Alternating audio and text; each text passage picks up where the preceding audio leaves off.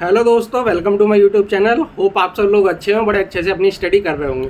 जैसा आपको पता है, मैंने UP triple S C PET के लिए टारगेट सीरीज चलाई हुई है। डेली मैं आपको टास्क देता हूँ, कंटेंट प्रोवाइड कराता हूँ अपने टेलीग्राम चैनल 200 आउट ऑफ 200 पे, और आप उस टास्क को पूरा करते हैं।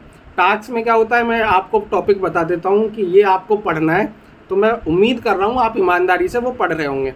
आप पढ़ोगे तो आपके नंबर इंक्रीज़ होने वाले हैं, और नहीं पढ़ोगे तो कोई सिंपल सी बात है यार, नहीं पढ़ के जाओगे तो एग्ज़ाम में उतना एफर्ट नहीं लग पाता, उतने नंबर तक आप नहीं रीच कर पाते जितने नंबर आप चाहते हैं कि मैं इतने नंबर लेके आऊँ। मैं पहले भी कहता हूँ, गला काट कंपटीशन है, आपको बहुत मेहनत करनी पड़ेगी और बहुत रेस लगी हुई है कंपटीशन की। आप उसमें जितना ज़्यादा पढ़ोगे, जितना ज़्यादा आप प्रैक्टिस करोगे, उतनी तेज़ दौड़ोगे। ठीक, 7 दिन की कंप्लीट हो गई है सीरीज़। आज मैं इस वीडियो में बात करूंगा 8वीं क्लास में आपको क्या पढ़ना है।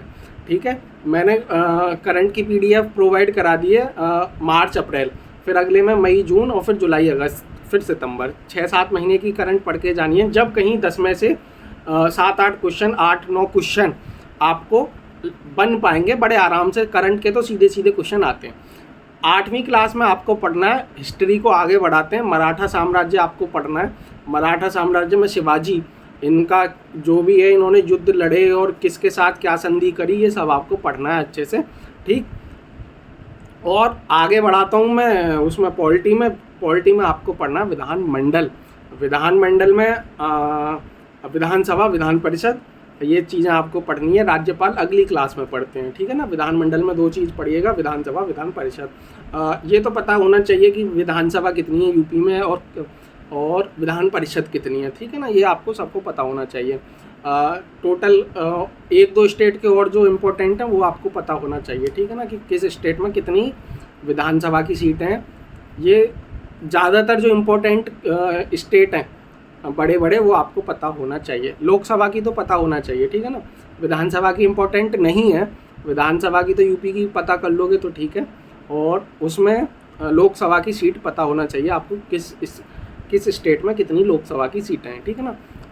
और उसमें हिंदी में बात करूँ, आपको पढ़ने भिन्नार्थक शब्द, मतलब शब्द भेद। उसमें क्या होता है, एक जैसे ही शब्द होते हैं, उनके अर्थ अलग अलग होते हैं।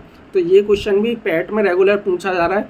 जो सिलेबस है उसी में से पूछा जाता है, कोई अलग चीज़ कभी नहीं पूछी जाती, ठीक है ना। सिलेबस को ही मैं फॉलो कर रहा हूँ, आपको भी सेम वही फॉलो करना है। अच्छे से पढ़ना है, ऐसा पढ़ना जो यहाँ पढ़ो तो एग्ज़ाम में लगा सको, ठीक है ना। वैसे 6 दिन बाद मैं रिवीजन भी करा देता हूँ। तो भिन्नार्थक शब्द में एक क्वेश्चन आना ही आना है। 2 एक जैसे शब्द दे देगा, उसका अर्थ पूछ लेगा, 4 ऑप्शन होंगे, वो आपको टिक करना है, ठीक है ना। वो हो जाएगा। आप अच्छे से पढ़ के जाना भिन्नार्थक शब्द, मैं पीडीएफ प्रोवाइड करा दूंगा। स्टैटिक्स में बात करूं मैं, भारत की कला एवं संस्कृति। अब भारत की कला एवं संस्कृति क्या चैप्टर है, ये आप पढ़ते आए हो कि लोक नृत्य और शास्त्रीय नृत्य कि कौन सा त्यौहार कहाँ बनाया जाता है। ये 3-4 टॉपिक हैं, उसमें एक ही टॉपिक में दे दिया कि भारत की कला एवं संस्कृति पैट में, ठीक है ना। अब ये 3-4 टॉपिक अलग हैं, भारत के लोक नृत्य और शास्त्रीय नृत्य, और भारत के प्रमुख त्यौहार, कौन सा त्यौहार कहाँ बनाया जाता है, ये सब आपको पढ़ के जाना है। वो सीधा क्वेश्चन आता है, और वो मैं आपका वीडियो का लिंक प्रोवाइड करा दूंगा, और पीडीएफ जो भी मेरे नोट्स हैं वो आपको प्रोवाइड करा दूंगा। और अगर मेरे नोट्स से आपको, मैंने कई बार बोला है, समझ नहीं आता हो, तो आप जहाँ से समझ आता हो पढ़ना है, कहीं से भी याद होना चाहिए। वैसे ना एग्ज़ाम में नंबर होने चाहिए, बढ़ने चाहिए, चाहे कहीं से याद कर रहे हो, चाहे कहीं से पढ़ रहे हो, बस पढ़ाई इंपॉर्टेंट है, ठीक। और अब धीरे धीरे आपको लग रहा होगा कि कुछ मुझे नॉलेज है। जब नॉलेज आती है ना, तो बंदे में कॉन्फिडेंस आता है। जब नॉलेज ही नहीं है तो बंदे में कॉन्फिडेंस आ ही नहीं सकता, ठीक है ना। आपको नॉलेज हो जाएगी धीरे धीरे। अभी देखना 25-30 दिन बाद आपको इतना कॉन्फिडेंस हो जाएगा, लाओ यार पैट का पेपर दो, मैं सॉल्व करता हूँ, ठीक है ना। तो ये कॉन्फिडेंस का खेल है, कितना आप पढ़ के जा रहे हैं, कितना वहाँ पे स्ट्रेस फ्री वही बंदा बैठेगा जो पढ़ के जाएगा। आप पढ़ के नहीं जाओगे तो वहाँ स्ट्रेस में ही रहोगे, यार कैसा पेपर आ गया। और पढ़ के जाओगे तो कॉन्फिडेंस के साथ जाओगे, यार कैसा भी आए मैं 72, 75, 78 तक तो मार ही दूंगा, ठीक है ना। तो ये कॉन्फिडेंस का खेल है। गवर्नमेंट एग्ज़ाम, जितनी आप स्टडी ज़्यादा करोगे, प्रैक्टिस ज़्यादा करोगे, आपके नंबर बढ़ने, चाहे 2 घंटे लगें, चाहे 4 घंटे लगें यार, चाहे 6 घंटे लगें। हर की कैपेसिटी अलग है, हर किसी की कैपेसिटी अलग होती है। कोई बंदा 2 घंटे में ही वो काम कर रहा है, कोई 4 घंटे में, कोई 6 घंटे में, ठीक। तो आप अच्छे से पढ़ते रहें। ये इतने टॉपिक हैं, हिस्ट्री, पॉलिटी और स्टैटिक्स और हिंदी, ठीक है ना। ये आपको करने हैं, मैं लिंक प्रोवाइड करा दूंगा और स्टडी मटेरियल प्रोवाइड करा दूंगा, आपको अच्छे से पढ़ना है, ठीक। सीधे सीधे क्वेश्चन आते हैं। पैट का इजी इसलिए ही बनाया जाता है कि जो बेसिक एग्ज़ाम है, कि आगे आप जो मेंस में जा रहे हैं वो अगर अच्छे नंबर हैं तो आप मेंस में जो जाते हैं वो क्रीम जा पाती है, अच्छे जिनका स्कोर बहुत ज़्यादा अच्छा है, तो वहाँ मेंस में कंपटीशन ज़्यादा बढ़ जाता है, ठीक है ना।